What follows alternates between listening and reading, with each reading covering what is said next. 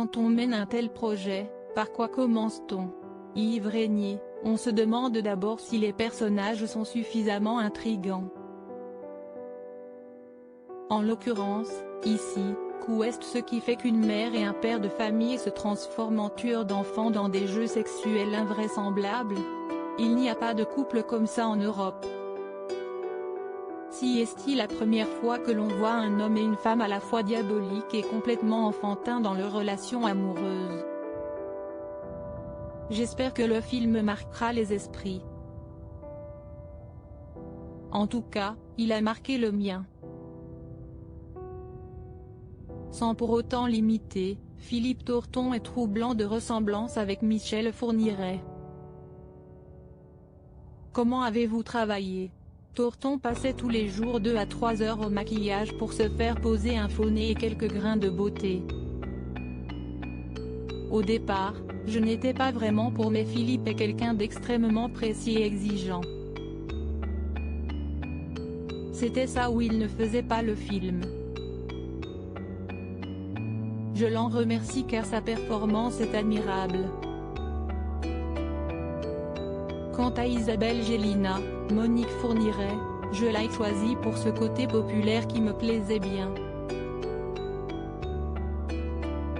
Peu de comédiennes acceptent d'endosser un tel rôle. Beaucoup avaient refusé.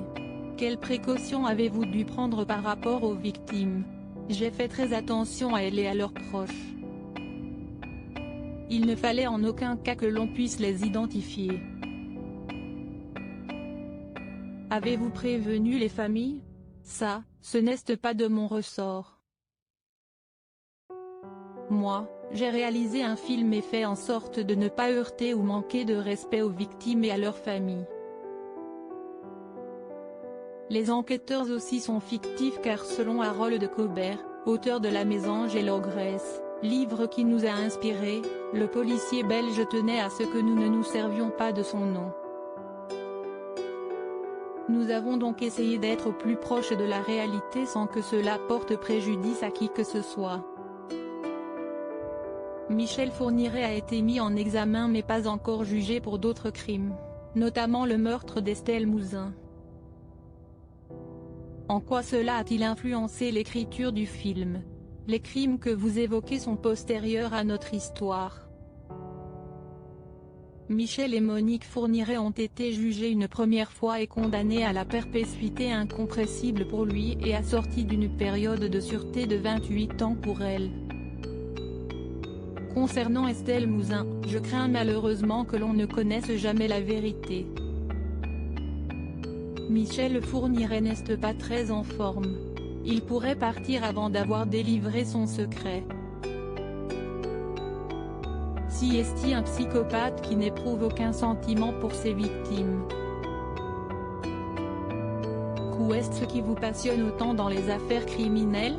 Pour moi, elles sont le reflet de notre société. Elles nous interrogent sur notre propre potentiel à passer à l'acte. L'inquiétant, si est qu'il y a pas mal de gens proches de la bascule. Concernant la traque, j'y vois aussi un aspect pédagogique, une mise en garde qui est aussi destinée aux parents. Faites gaffe. Les victimes de Fourniret avaient entre 8 et 28 ans. Travaillez-vous sur d'autres projets? Je bosse sur Le Dernier été pour France 2, une fiction inspirée de l'histoire vraie d'une femme atteinte de la maladie de Charcot qui rencontre un homme plus jeune qu'elle et qui est victime du même mal. J'aimerais tourner avec Mathilde Seigner.